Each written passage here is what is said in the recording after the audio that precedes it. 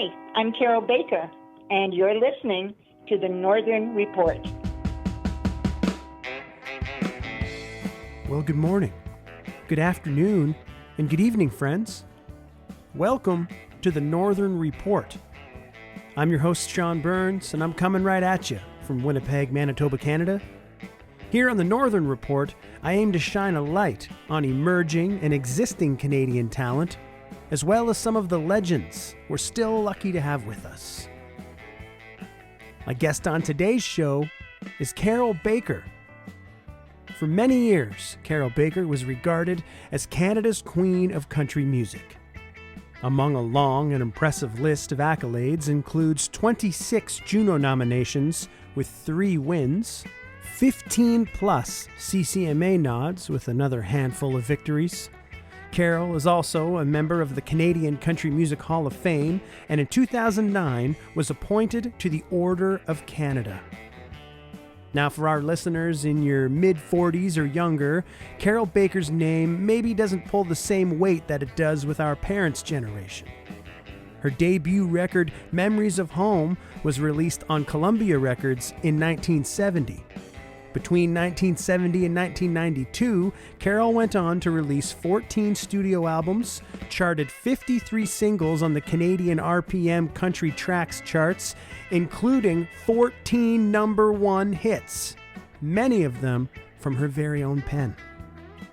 I was eager to hear about Carroll's start in country music and her journey to becoming one of the biggest selling and most celebrated Canadian artists. I hope you'll enjoy my chat with Miss Carroll Baker. Hi, Sean. How are you? How are you doing? Thank you very much for taking the time to chat with me today. It's really an honor to get the chance to speak with you. Oh, it's my pleasure. Thank you for asking. I'm always happy to talk to people about things, and see how everybody's doing myself. So, yeah, it's good. If we could start out kind of in the early days, I guess you grew up out there in the Maritimes in Nova Scotia. I did. Yeah, in a little fishing village, Port Medway. There's only about, when I lived there, maybe 300 people, and I don't think there's many more now. Unfortunately, a lot of the people that were there when I was growing up are not all there anymore. I mean, they all moved away, a great majority of them, but still maintain ancestral homes that they go back to visit. But a lot of people from all over the world, particularly the United States and Sweden and the UK, and now it seems like a lot of people from different provinces, all the way from BC, all the way down, are moving down to Nova Scotia. It's become, and my little village in particular, become a hotspot for people. Wow, that's really interesting. What kind of music was being played around the house when you were a kid in Nova Scotia? Oh, old-fashioned country and Western. Some of it, I guess we could call it downright hillbilly. I mean, yeah, I guess that was a popular term for it. Yes, my brother, Forden, he was the oldest in the family, and my sister, Rosemary, and my father, they all worked together kind of in a family kind of band. My sister, Rosemary, sang, played guitar. My brother, Forden, sang, played guitar, and my dad was a fiddler. So I grew up listening to that music as a young girl, and I must admit, I didn't like any of it. I just thought it was absolutely horrible. I would hear that music constantly, and I would run upstairs and hide in my room and put the radio on and listen to Murray Kate and the Swinging Soiree. So the country music did not resonate with you right away? Oh, my goodness. It wasn't until after I got married, really, that I started to appreciate country music. You know what? When I look back at it, there's something just occurred to me as I'm speaking to you, and I told the story I just told you so many times, but what really occurred to me in this moment was the only music I think that I really appreciated way back then was gospel music. I loved to go to church and listen to the hymns and sang along with stuff like that. I really, really loved that. But as far as any kind of commercial kind of music, really wasn't interested in it until the Beatles came along. And so that was my introduction to becoming a music fan. And although I, sang some of the stuff myself, playing guitar around the house, Roy Orbison, of course, some Everly Brothers stuff, but no country. I knew nothing about singing country music. Now, I did a little bit of harmony things with my older brother and my sister, but they would be just bits and pieces and chorus parts. So no real country influence on me at all when I was a young girl. You're a rock and roller. I was. That's why I wrote that song. I'm an old rock and roller. Yeah, I've seen a live video of that one for sure. Did you always want to perform though? Like, was that something that you were drawn to? Never. Wow, because you seem like you're such a natural. Never entered my mind. I had no desire to be a singer. I was happy just to sit and play my guitar on my hammock down home and sing Beatles songs, like I said, and Everly Brothers. And I did some Connie Francis too, now that I think of it, and Brenda Lee. But, they were considered pop artists, and Roy Orbison, and gospel. But other than that, I don't remember singing any country stuff, really. So how did that happen? I guess, did you not start performing live until you moved to Ontario? That's correct, after I was married. And that happened by accident. I had no plans to do that. When John and I should go back a little bit to when I was a young girl, and my father, he loved music, really, pretty much any kind of music, except opera. He just couldn't go that or the bagpipes, even though he's from Nova Scotia. He said, the only bagpipes I like are bagpipes with the wind out of them. Yeah, he had some really funny sayings. And I remember he used to buy me every Beatle hit record, the 45s that was coming out, because he worked away from home a lot. And so he would bring me a 45 home, and I would be so excited. That was his little gift to me every week. And one day he said to me, you know, girl, when you grow up, you'll grow out of that music and into my kind of music, country music. And I guess he was right, because it was on our honeymoon, my honeymoon and my husband John's.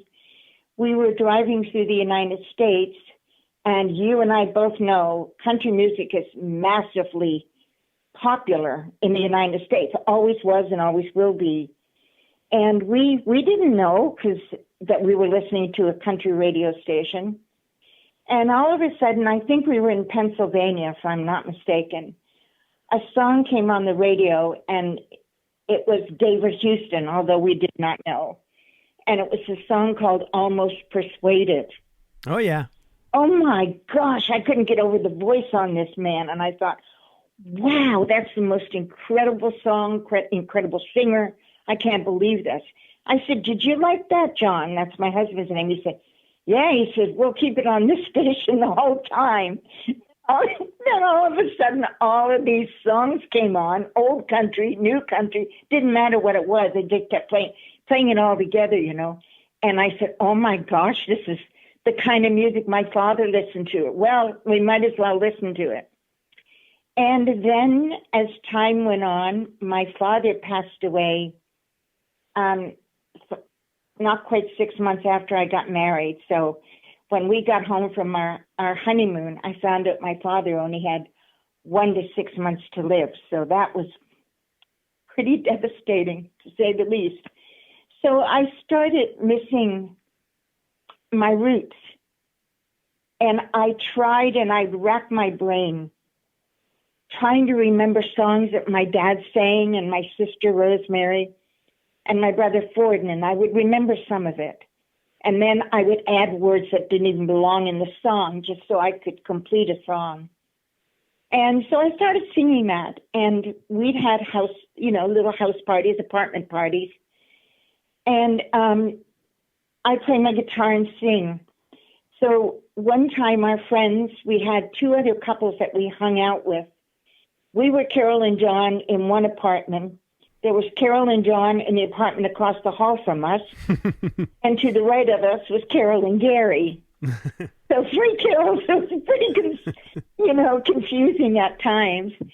So they all were going to go to this bar in Oakville, a place called the Halton Hotel. And I said, well, I can't go. I'm not old enough. You're all old enough, but I'm not. I'm only 19 years old. And you had to be 21.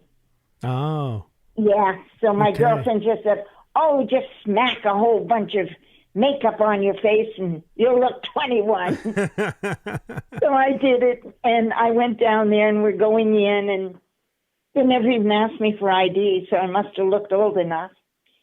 And we were sitting in this bar, I'd never had a drink in my life, didn't even know what a beer tasted like. And when I tasted it, I gagged. It was awful. So then I grew to like it, though.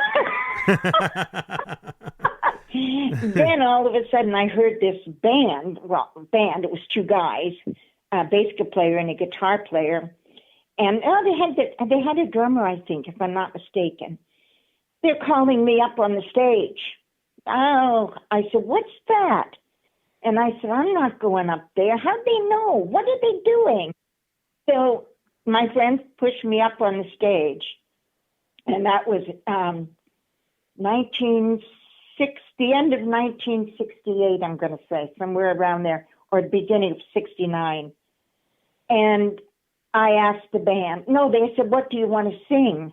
I said, well, I don't know any stuff you guys are doing. You don't know any country songs? I said, not the whole way through. But I know one, Stand By Your Man, because it was a crossover hit, Yeah. So I sang it. And my goodness gracious, the audience were on their feet. I said, what's going on here?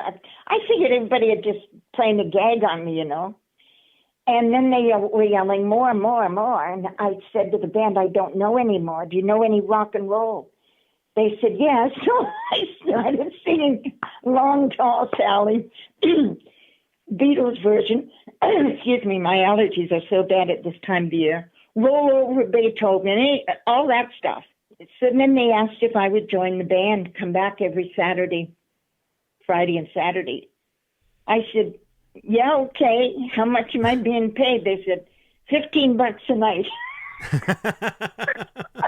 The going rate. It wasn't far from where I lived, Yeah. And after a few weeks, they told me they had to let me go because I wasn't learning any country songs, and they were a country band. I said, that's okay. I didn't really want to be a singer anyway. And that night, that was my last night, there was a gentleman in the audience. His name was Roger Burke. And I'm saying his name because without this happening, I probably would never have had any kind of career. He asked me if I would like to do a live radio show in Ajax, Ontario, from a place called the Hayloft Jamboree. And I said, you better ask my husband because I don't know where that is, and so on and so forth. And John said, yeah. So he took our phone number and he called us back and it was confirmed. And then I would go there that next Sunday and rehearse with the band. The only country song I knew. And By Your Man again. Yeah. And that went on for me to start to learn some country songs. And I was invited back several times there. And then there was a man in the audience one night. His name was George Petrolia. And he was from Oshawa, Ontario, and asked me if I was interested in recording a record of a song he wrote. I said, no, just not interested at all. This is not something I want. Well, he came back every Sunday for, oh my gosh, it must have been a month, until I just said, go talk to my husband, please. Just leave me alone. And then John, my husband, John says, yeah, okay, if it's not going to cost us any money because we don't have any. Yeah. So he took George Petrolia, gave me the song that he had written. It was only lyrics. And he said, can you put a melody to this? It was a song called Mem'ries of Home. And I said, yeah, I'll try. So he gave me this song, and I never knew anything really about a country melody. So I just kind of put a melody to this song that didn't come out sounding too country.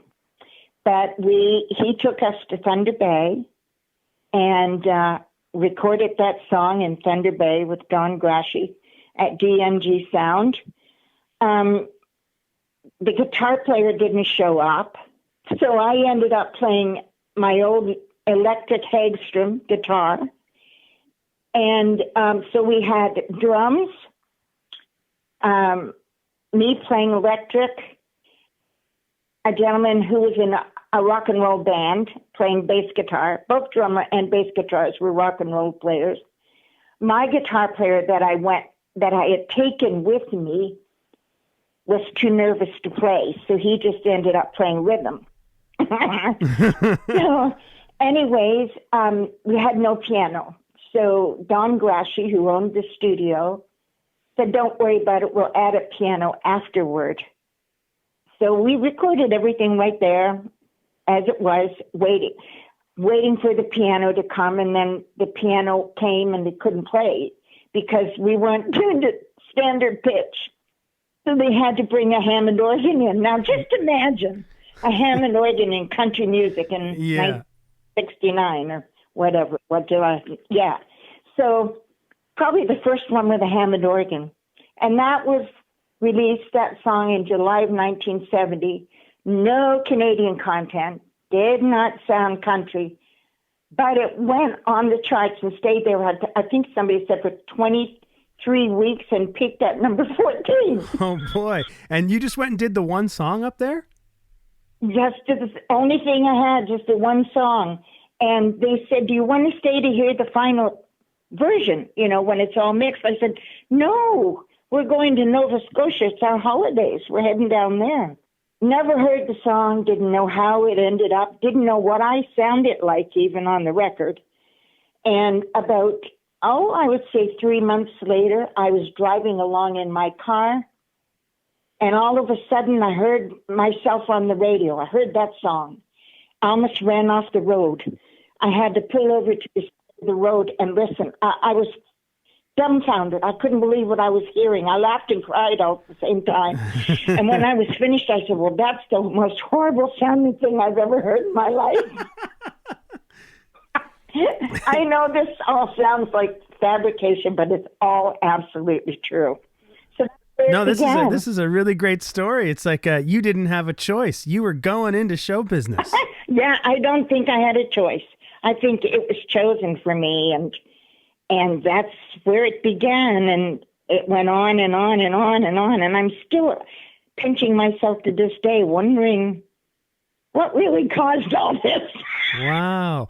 I'm not familiar with that fella's name, but I grew up in Oshawa. Yeah, he was Italian. Yeah, but I definitely know Grashy's name. And when I spoke with Cindy Kane, she told me that she went to Thunder Bay to track Don down, and you were the inspiration for that, because she knew she needed someone like Don in her corner to help her career grow. So was your connection with Don something that sort of spiraled into you having a career in music? Yeah, I guess, like Don, he was my mentor, for many, many years. And, I don't even look at, if somebody says to you, who is the most important person in your career? And if somebody can actually point one person out, I say, wow, then you didn't have a lot of people in your life helping you. I never really want to ever say one person was totally responsible, because that is not true.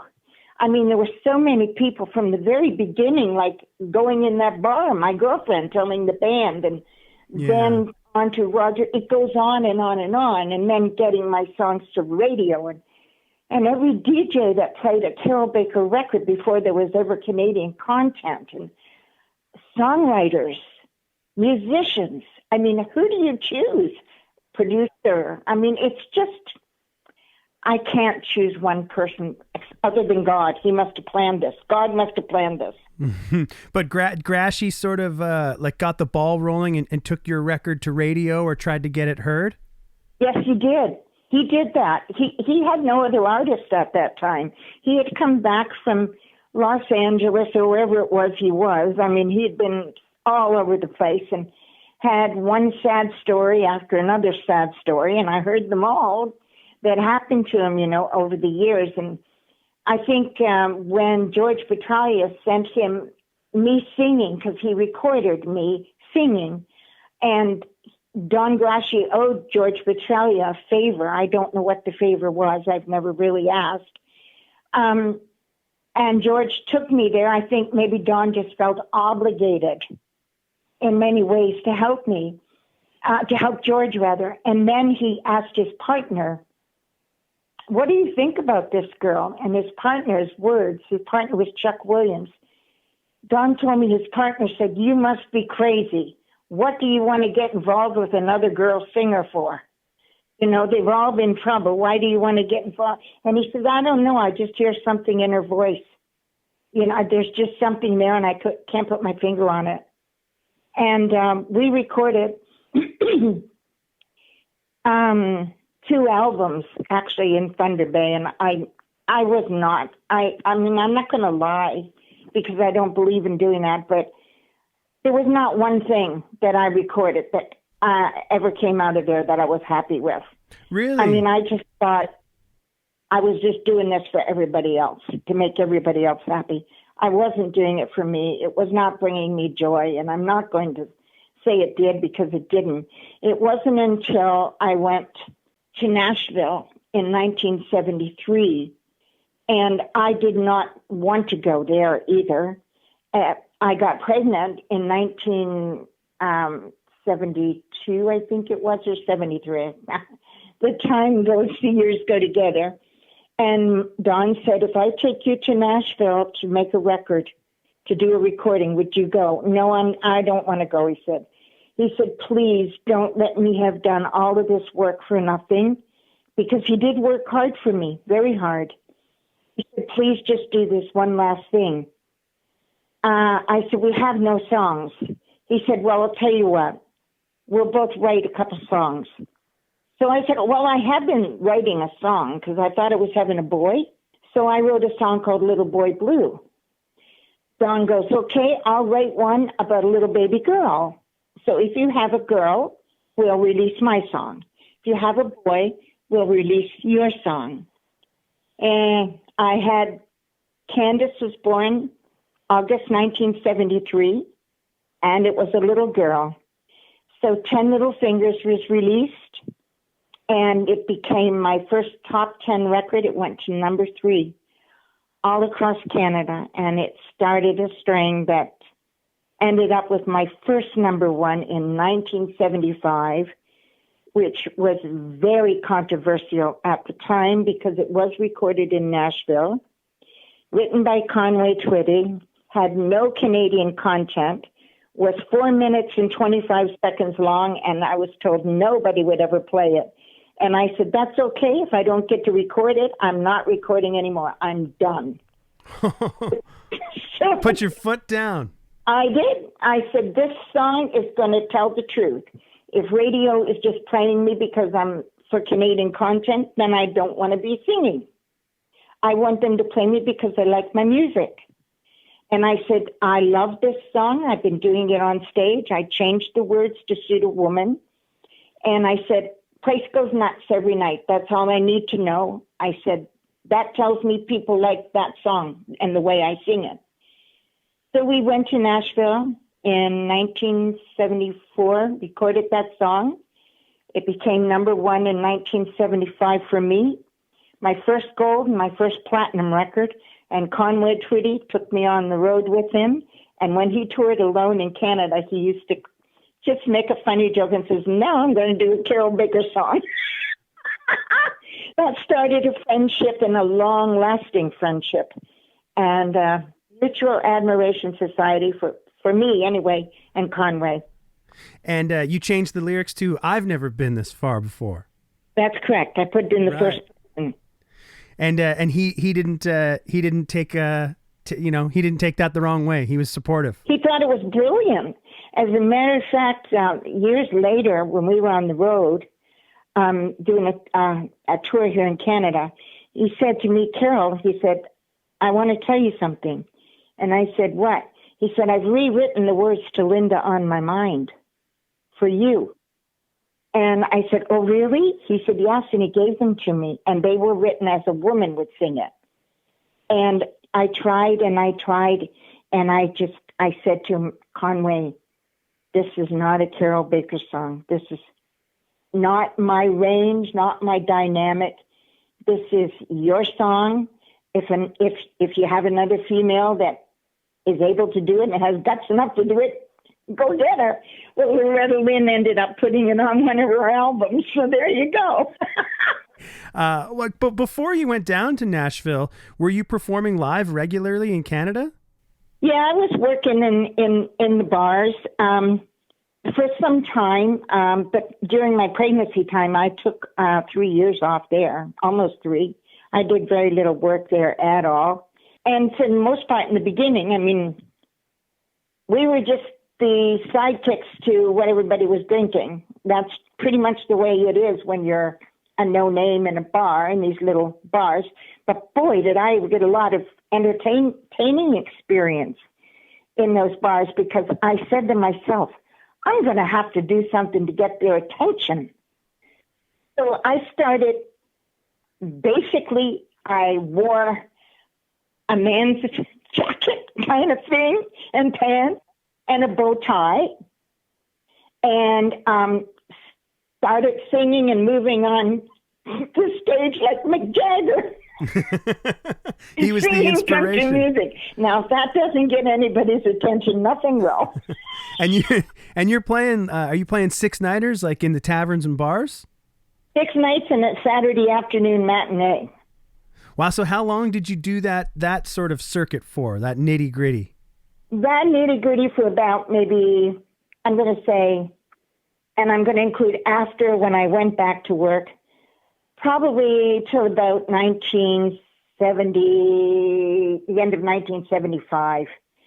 But I also, at that time, started doing some really nice supper clubs that paid much better money than I was getting. And I didn't have to worry about a band, because these places all had terrific house bands that I became very good friends with. And so I didn't have to worry about anything. I didn't have to work every week, because I was making enough money by that time working in those kind of lovely clubs that paid me enough that I could make as much in 2 months as I would make in 8 months.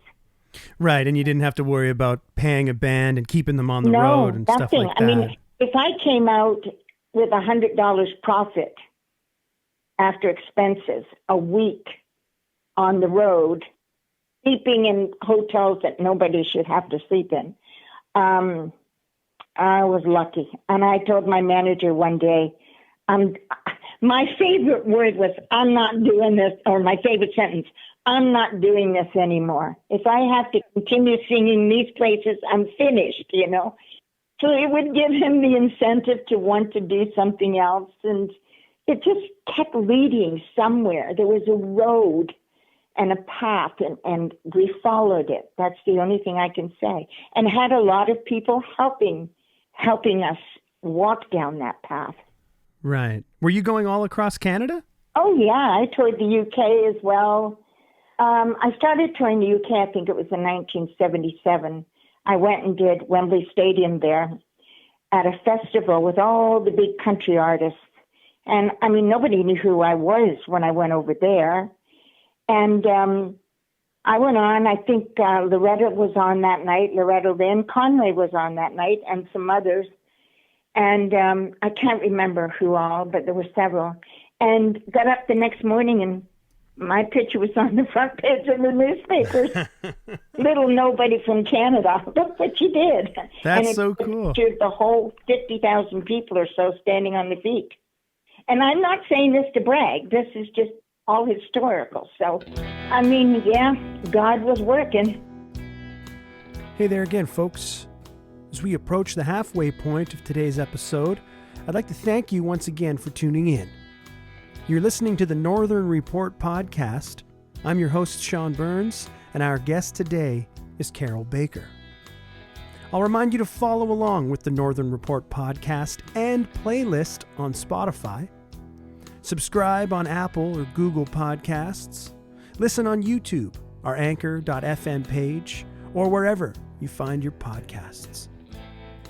It was a quick ride for Carroll, and after a few years of grinding it out in the bars, she soon found herself on some of the biggest stages in Canada and over in the UK. She skyrocketed to the top of the Canadian country music charts, formed friendships with some of Nashville's biggest stars, and earned the respect of her peers and fans alike with her songwriting and performing. Over the course of doing my due diligence, something that continued to pop up was a notable performance by Carroll Baker at the 1976 Juno Awards. We'll dig into that and her time as a bona fide country music star next. You start to get a big string of number ones, I guess, beginning in late 74 into 75, and then I read just rave reviews for your performance at the 1976 Juno Awards. Did that performance and that time really feel like it was a turning point for you? You know something, there's a question that is a very, very unique question and also demands a specific answer. I think that one performance and everything that went wrong with it and how it all happened was the number one reason that I went on to have a very successful career. I went there in the afternoon to rehearse, never done anything like that before in my life. There was a huge orchestra.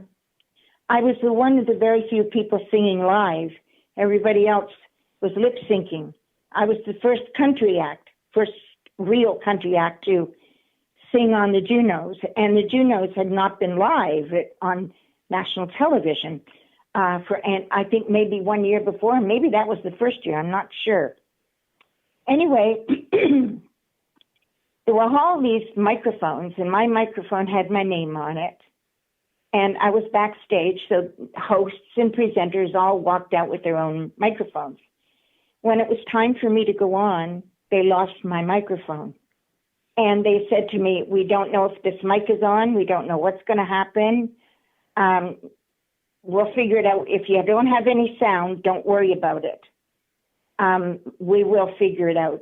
So I remember standing backstage and looking up toward the heavens, and I said, God,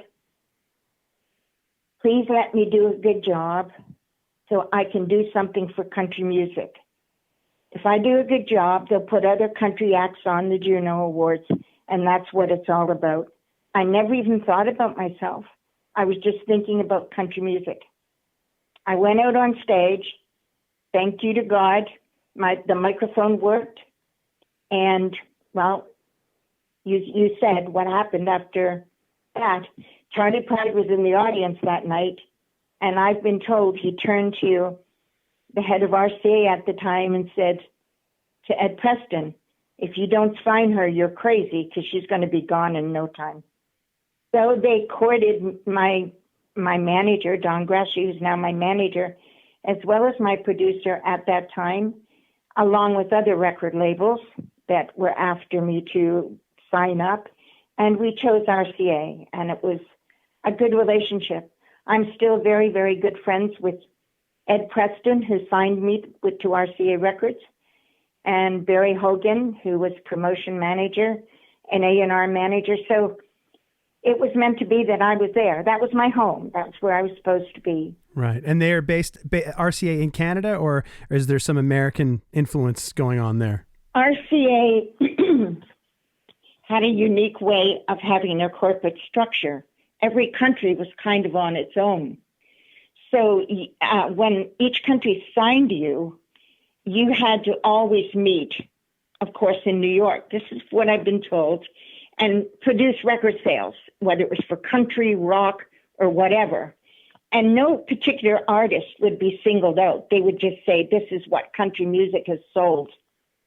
And apparently at one of the meetings, one of the head people at RCA in New York said, so this is Canada's country music sales for the year. I want a list of the actual sales of each artist. And apparently, when it was done, I'm told this, and I can only go by what I'm told, most of the sales, a good 3/4 or more, were all from mine. So I had to be told that, of course, because they knew I was getting platinum and gold records, and no one else was. So that they were questioning. And I had no problem with it. I just said, go ahead and use my sales for everybody. It doesn't matter to me. We're all family here. I want everybody to be treated equally that's on this label. Don't put me before anybody else. And they did. They were just as good to everybody else as they were to me. And I think that's a wonderful trait for a record company to have. Absolutely. And so in those days, like you'd mentioned that you had done some songwriting, were you writing a lot of songs and trying to be sure to record yours on your albums? I never, ever wrote the songs for me to record on my album. I would write the songs. Some I co-wrote with Don Grashy as well. And I would just ask him, what do you think about this song? And he would listen to it and he would say, what do you think? I would say, well, if they play it, we're lucky. And number two, some of them were pretty suggestive. Yeah. I mean, they had an never been this far before theme to them. And I figured out if that worked for me, maybe I should stay in that genre of recording suggestive music for a time being. And it worked. I had 12 number one records in a row, and that record's not been broken yet to this day. And you were writing most of those songs, or co-writing? I did. Wow, that's impressive. Most of them, yeah. With the exception of, the Conway Twitty song, which started it all, of course. I've never been this far before. Ray Griff wrote 2 number one records for me, and mine were covers. They had been recorded before, but my 2 versions went to number one. I'm trying to think. Oh, I did a retake of Hooked on a Feeling, which is an old pop song, and had a number one record with that. So, yeah, there were a few, but the majority were either written or co-written by me, which I think is amazing. And then I mentioned Old Rock and Roller. When I wrote that song, I had half of it written at one time and never finished it. And I was doing these television shows in Vancouver called Carroll Baker's Country Jamboree in the 80s, and started songwriting out there with my musical director. And I gave him that song and gave him an idea of how I wanted the melody, and he changed a few things. And he was musical director on Tom Jones' television show that he had out at the time, and played the song for Tom Jones. There was no demo or anything. He just played it for him, sang it, my version of the song. And then Tom Jones recorded the song. And as a songwriter, that was quite a feather in my hat to have somebody like Jones record a song that I wrote. So it was, I can't explain it to you. He was like one of my rock and roll idols. So that was amazing for me. And I had some cuts by some artists in Nashville and a couple tunes cut in the UK as well that I had written. So I've been lucky as a songwriter as well. How about one drink is one too many and 1,000's not enough? Never an interview goes by without that song coming up, you know. That was a B-side of a record. That one hits home. Really? Yeah, I really like that one. You wrote that one too? I did.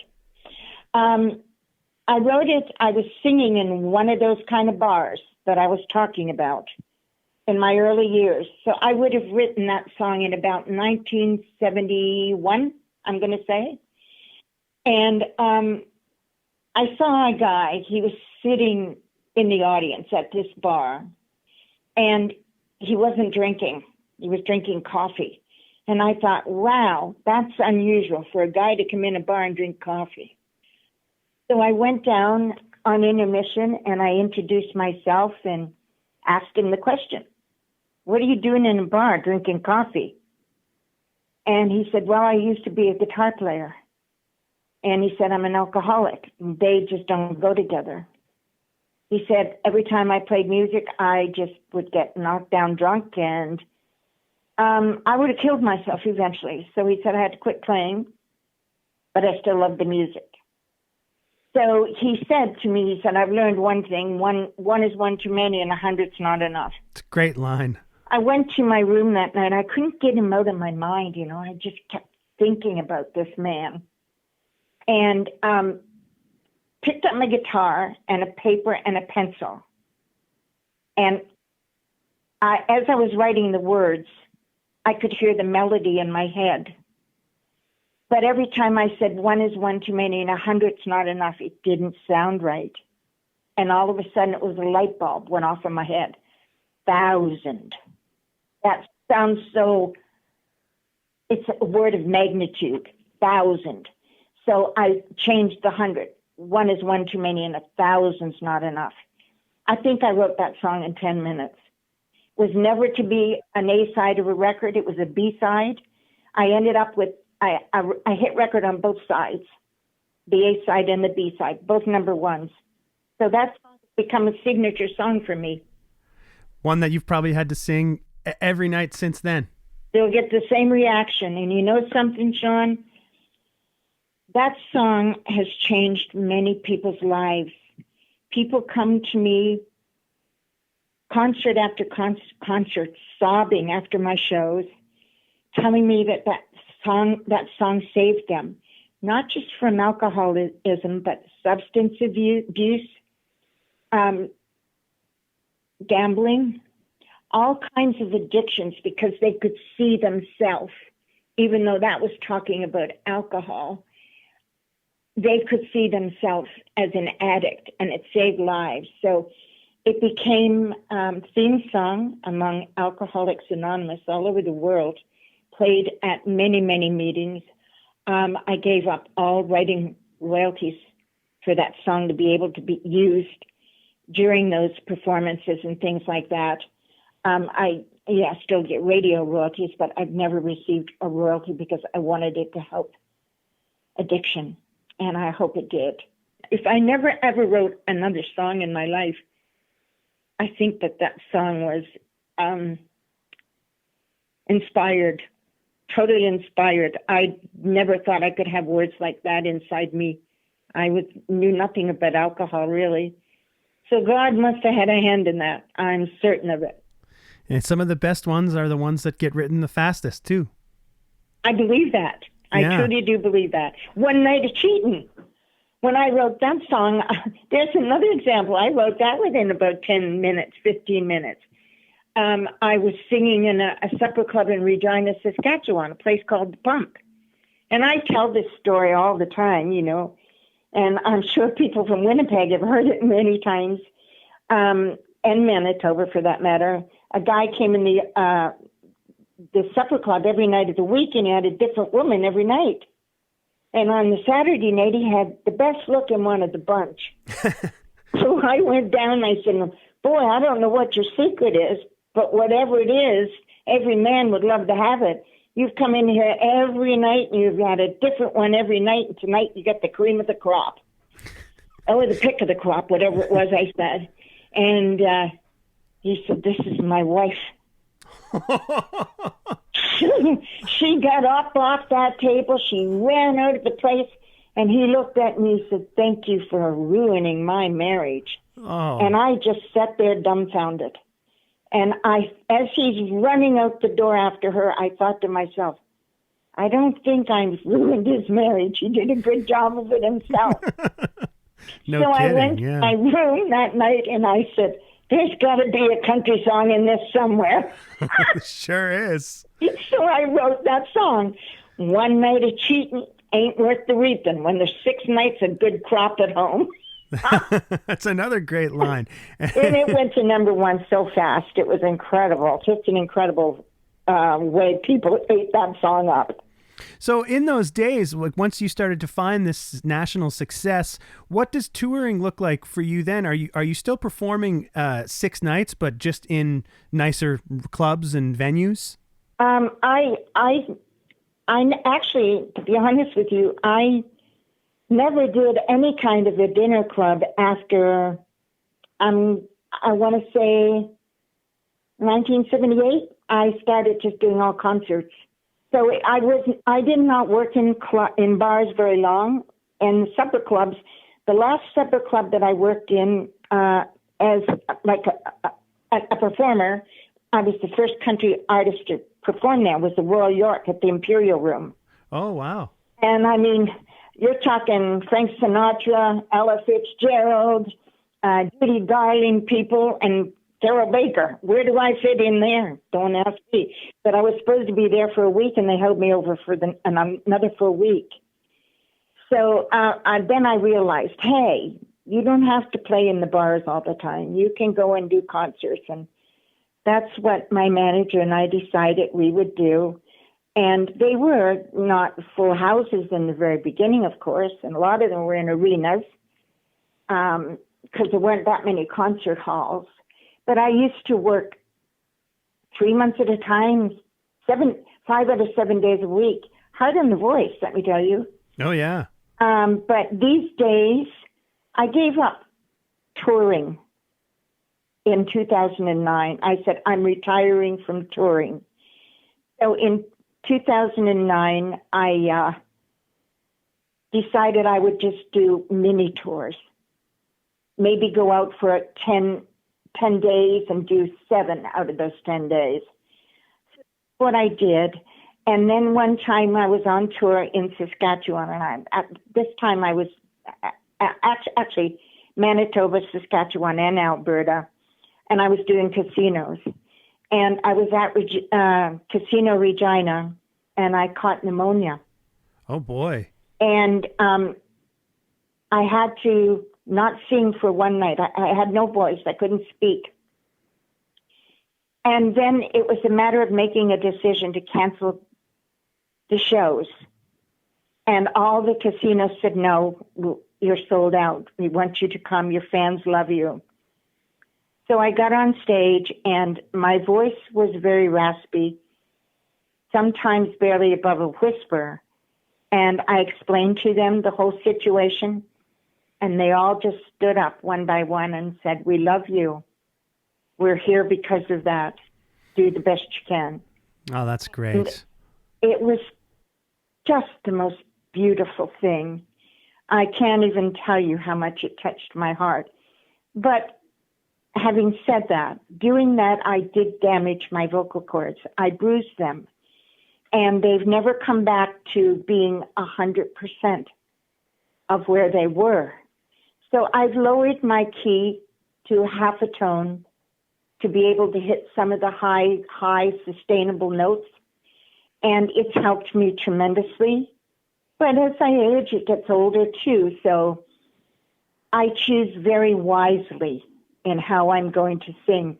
I do not do It's Only Make Believe anymore, because there's a frequency in that song that every time I hit a certain note, I sound just like Janis Joplin. And I love Janis Joplin, but I'm a country singer, so it just doesn't work. It doesn't work the same. It works for me and Bobby McGee, but not for It's Only Make Believe. So I've removed that one from my repertoire, so to speak.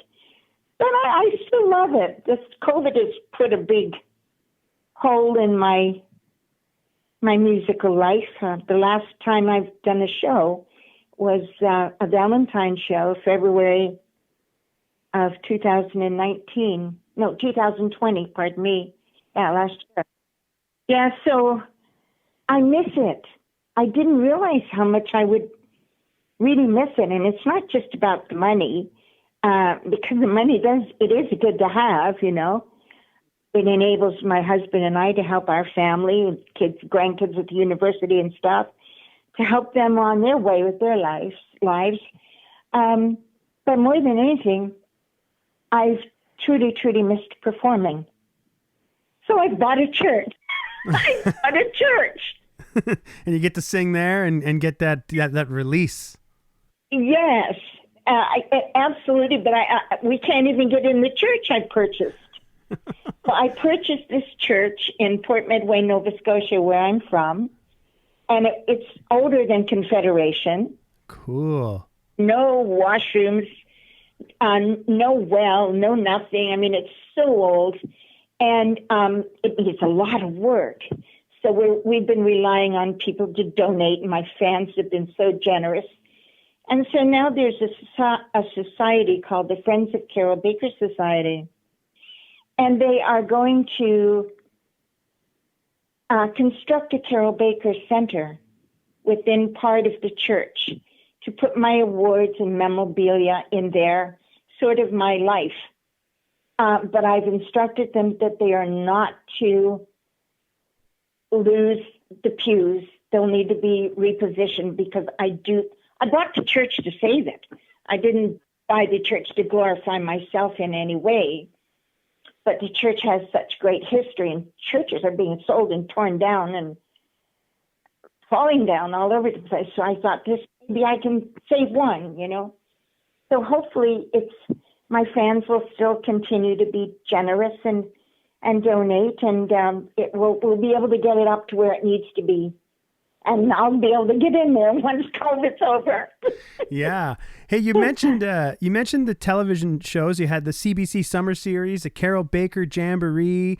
One that I saw that really kind of stands out to me was, I'm not sure what year, I think maybe the early 80s. And you're down in Nashville and you're singing with Hank Snow. Oh, that was not one of my jamborees. That was... CBC had a series that they called Super Specials. Okay. And I think they went on for maybe a couple of years. Anne Murray used to do a number of them. I think Burton Cummings did a few Super Specials, or a couple. I performed on the one that Burton Cummings had. It was done in Winnipeg, actually. Oh, cool. Great fun. I enjoyed it. And they asked if I would do one. I had already done one in Toronto, and they came up with the idea of Carroll Baker in Nashville. So it was an amazing idea. So I went down to Nashville and recorded that super special. I was the first person to do a television special in Nashville from the stage of the Grand Ole Opry, like a Canadian. Yeah. And no one else has done it to this day, I think. And it was just... the ratings were through the roof, but why wouldn't they be? I mean, not just because of me. I mean, I had Hank Snow on there, and I went to his ranch, and we sang together on his ranch. I interviewed him.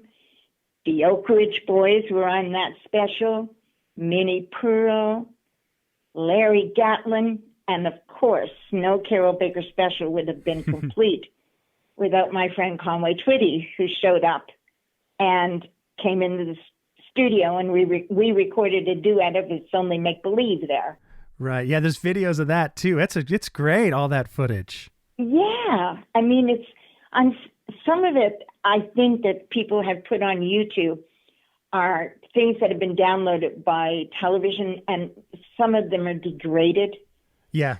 Which I understand, but I have the great masters here. So I mean, really? Yes.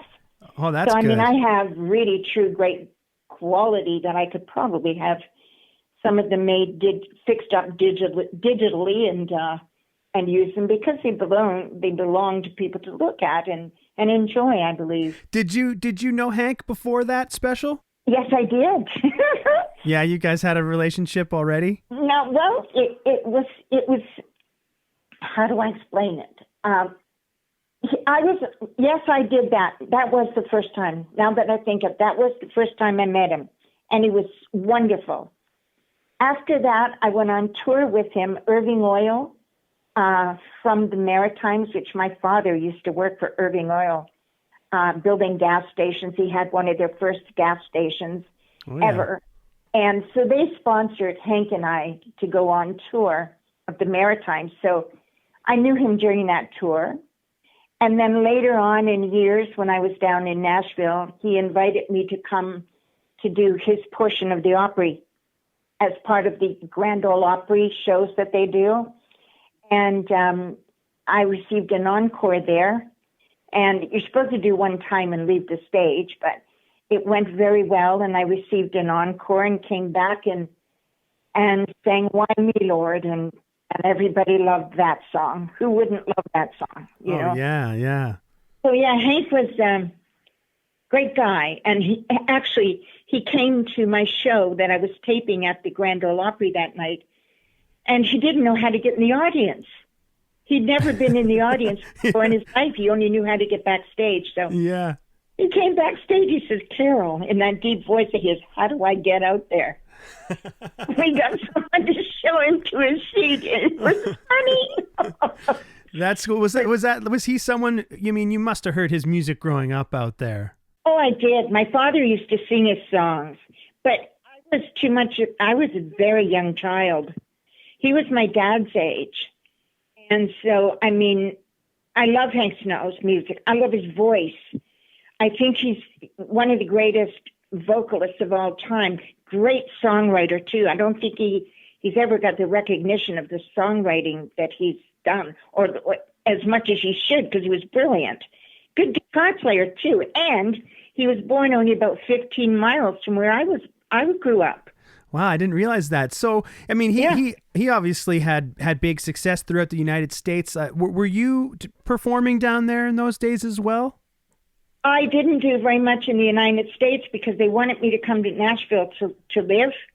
Oh. They said, if you come to Nashville to live, we'll get this agent to work for you, and you'll have all of this at your disposal, and, you know, you will become a superstar. I was told all of that.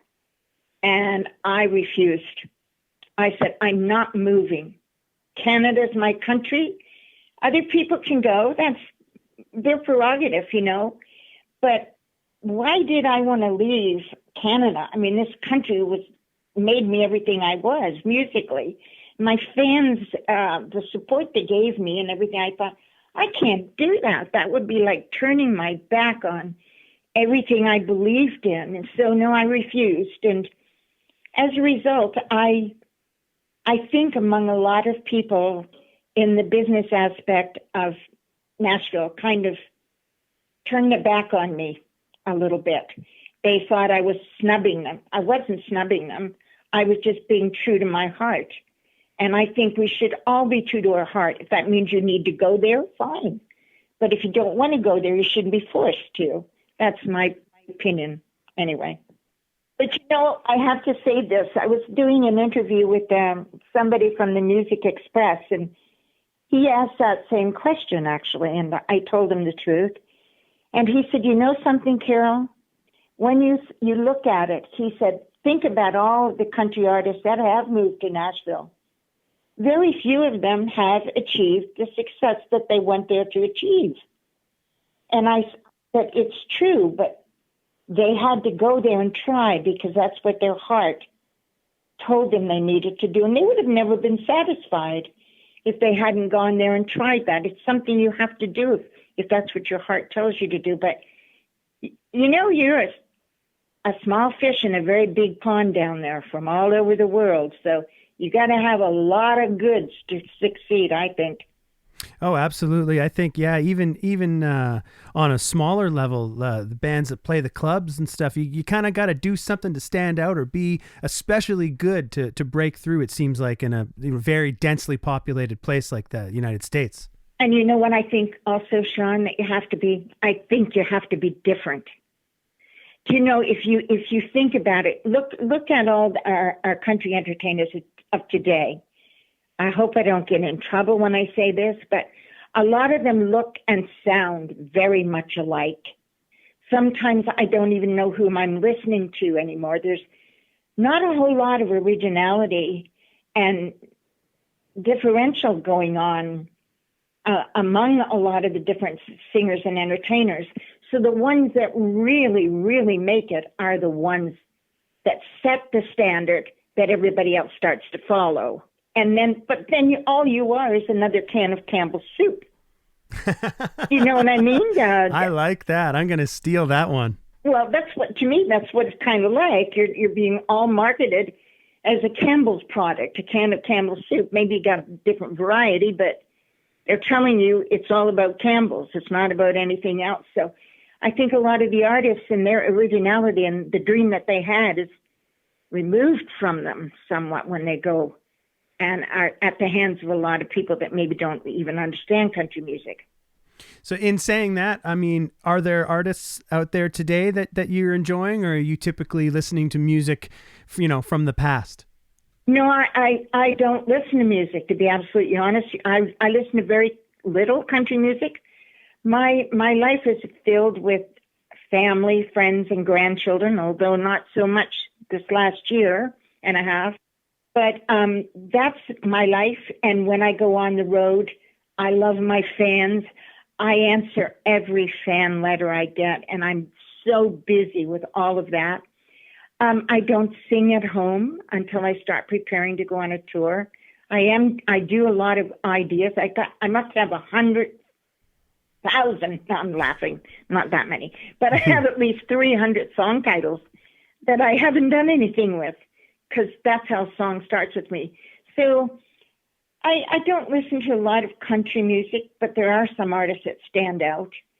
And I have to say, I really, really mean she's just brilliant. Oh, gosh, every time I see, I'm not going to mention her name, because then it says I don't like other people, but there's one female that she just brings me to my knees when she sings. She's just absolutely amazing. Amazing. That's all I can say. How about the traditional artists from even before you were making music yourself? Any of the old country music singers that you especially love?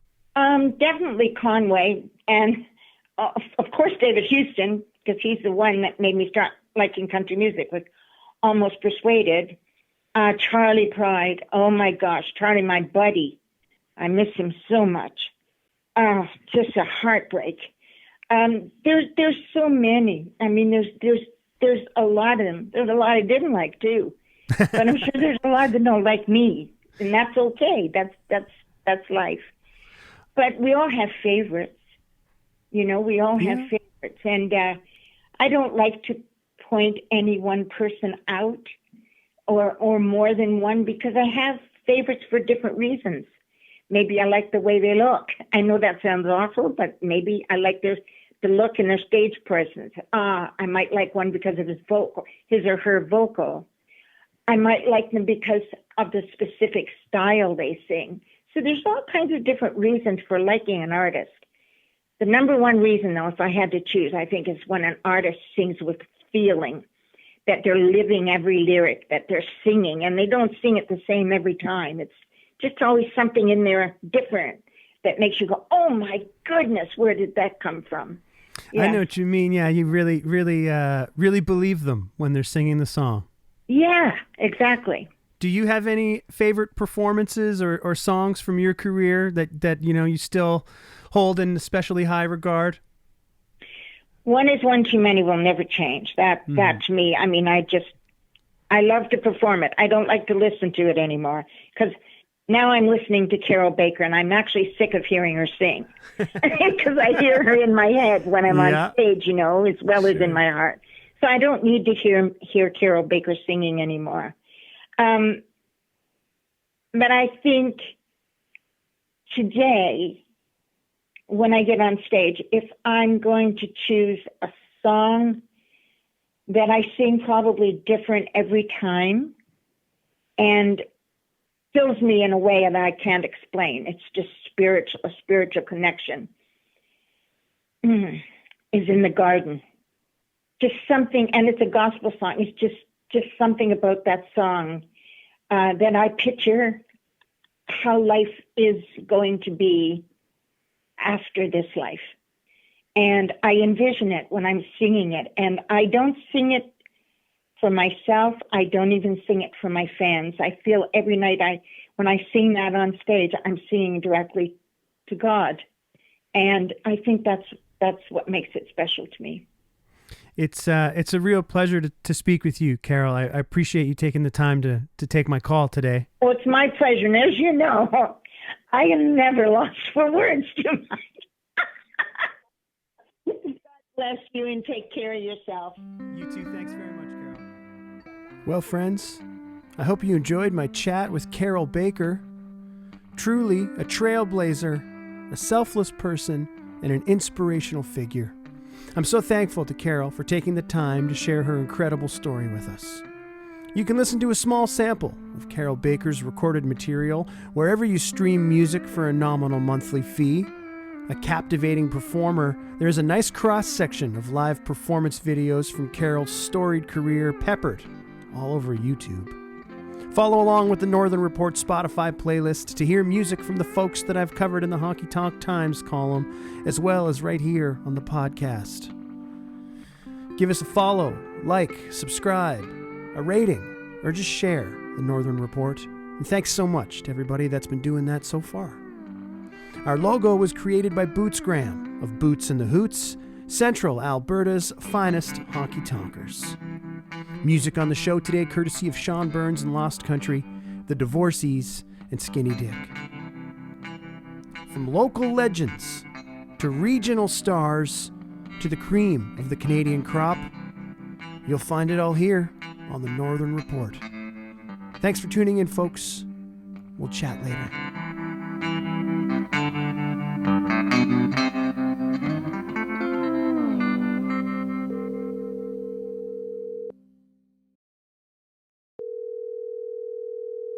Hey. Hey, pal, what you got for me? It's time to go to bed. The 24th hour is right about now.